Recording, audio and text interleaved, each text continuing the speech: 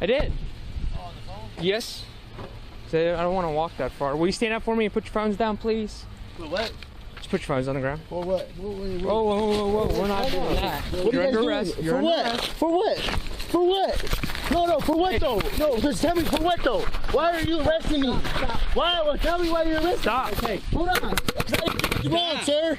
I didn't do nothing wrong though. Look, you just can't just come up and arrest me for nothing. For what though?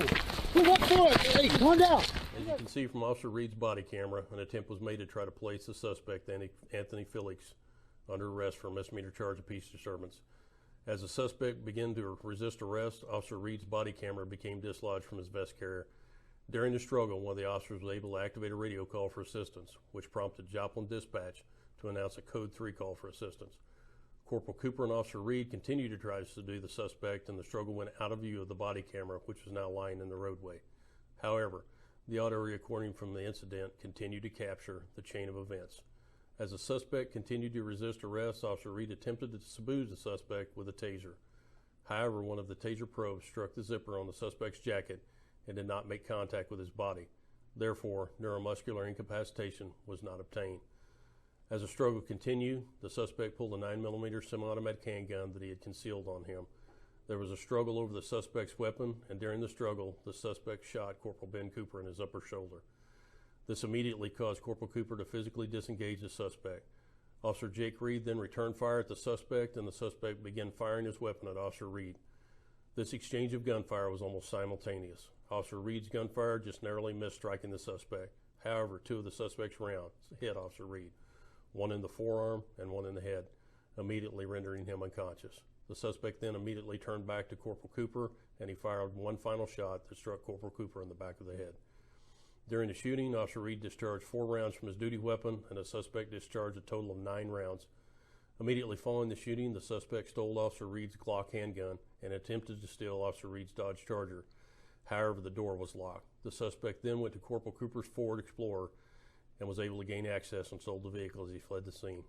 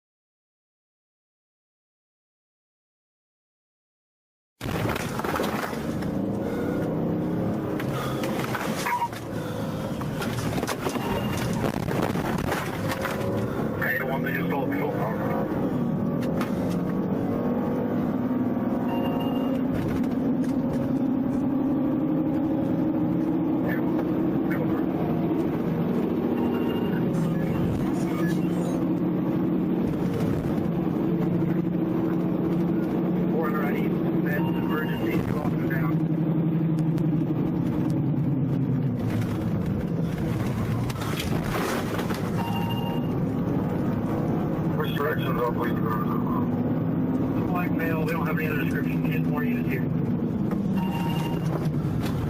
What unit is it?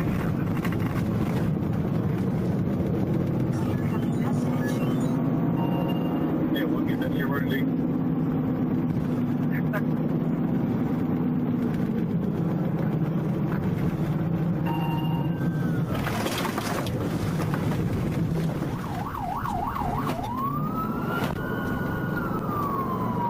There they are. 251, I see him. All Riley's on range line. In Chili's parking lot.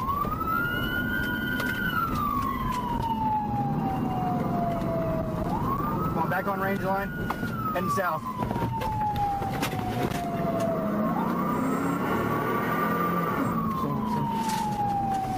Heading down 50.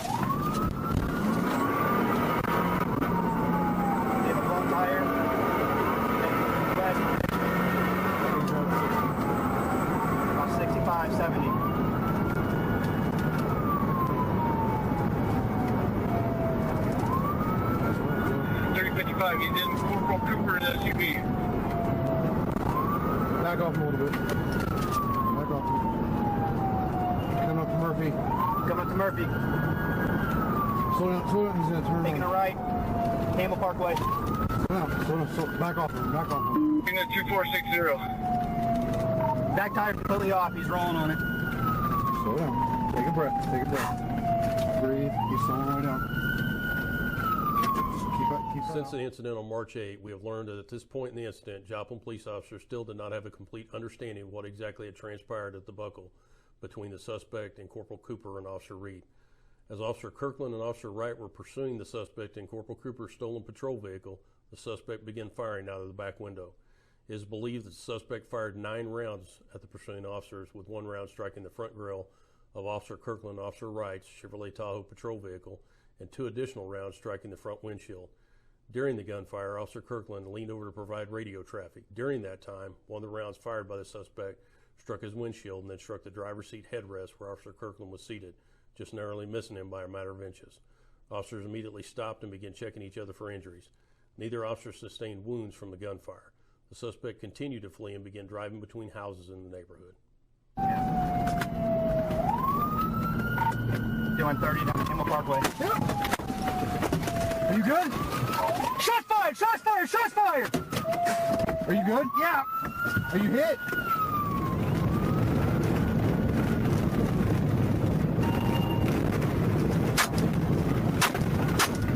Doing 30 down Fire! Shots fired! Shots fired!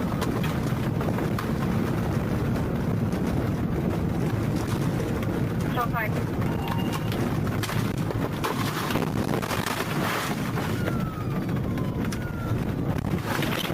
He's off-road. He's going behind the house.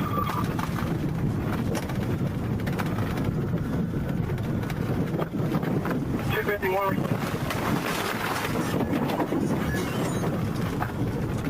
The blue house right there. Let's drop this faster.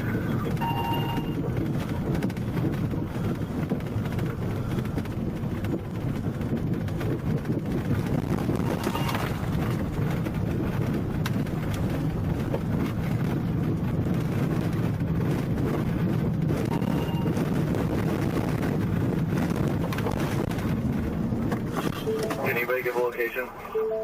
Incoming message. As you can see, the suspect abandoned the stolen patrol vehicle in the front yard of a home in the area and fled on foot. The suspect can be seen running with weapons visible in his hands. Officers immediately descended to the area in an attempt to locate the suspect. During the response, Officer Rick Hershey responded and was alerted to the suspect's location by a resident in the area.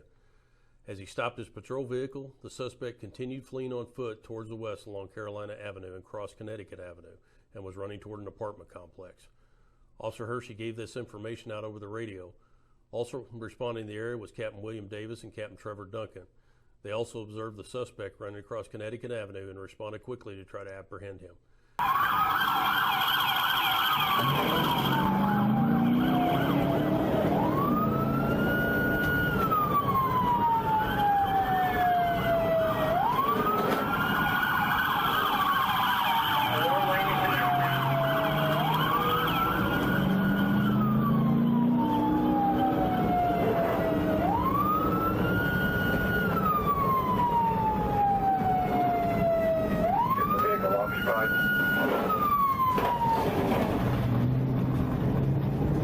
The driver's door's open. Looks like he bailed out.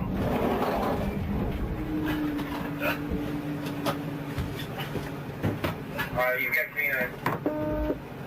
I got him over here a block to the south. Toward the apartments on Connecticut.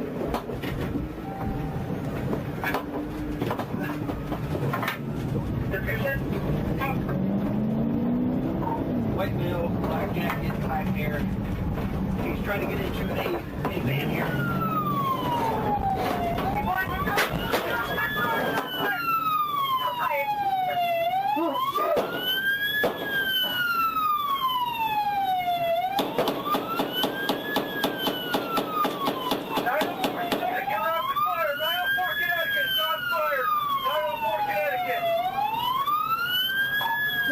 Been hit.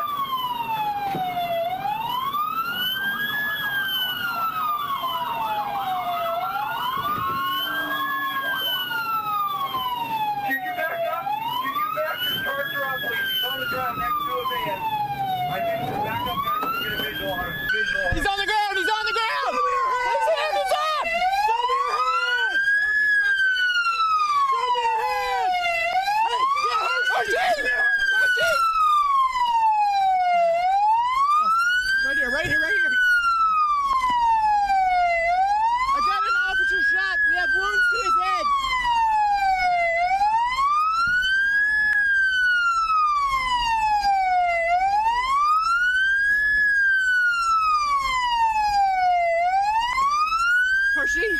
Yeah. Are you okay? I've been hit in the Don't face. talk. No, I can see. Don't talk. You're okay. You're okay. Just keep breathing. You're okay. We need him secured. I need help now. We got Hershey. I've been hit. He's in the head. It's in the face. It's in the face. I need medical right now. It's in the face. Just hold still, bud. Roll over on your stomach.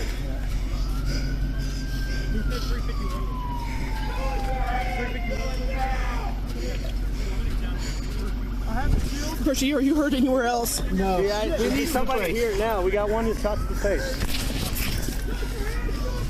Can you? There's one in my back. There's one in the SUV. The SUV. Which car? Get ready to move The here. SUV. I'm ready. Where we going? Moving back behind that vehicle. Okay, stand up. Can you stand up? We're moving it. We're pulling back behind. Let's turn him around. There you go. Turn him around. You're gonna be good. Right here. There's a medical kit right in there. In the back. Hey, 20 minutes. If we don't have ambulance, he's bleeding really, really bad. Okay. My car is right there. I can go. He only got me in the face. He only shot one shot. All right, okay. Yeah. Yeah, you posted it. Okay. Have we got any of our guys damaged? I don't know. Okay. If you guys Hershey want was to right in front of him. car, I will go with you. This one right there? My car is right there. All right, let's go. You good, Hershey? You all right, buddy? Yeah. Casey, get the door. Hey, you need help with you, Sarge? Here, Hershey. Yeah, here. Here, I'll get him. Can you get on the other side? Yeah. Get on the other side. Rick, how you doing? Rick. Man, go. Stay with us. He is. We got a detective with him.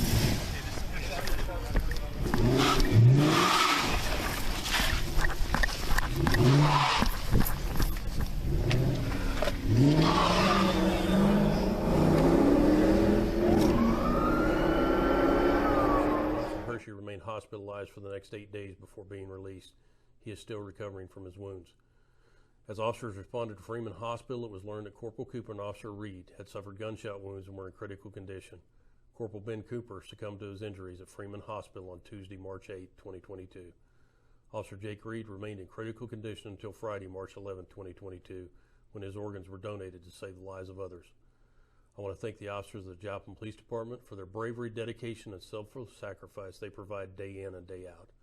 I also want to thank the countless other law enforcement, fire, and EMS agencies that came to the aid of our department during this time. To the citizens, businesses, and organizations from Joplin, the surrounding communities, throughout the region and the country, we greatly appreciate all the support and prayers given to these families, our officers, and our agency. Thank you and God bless.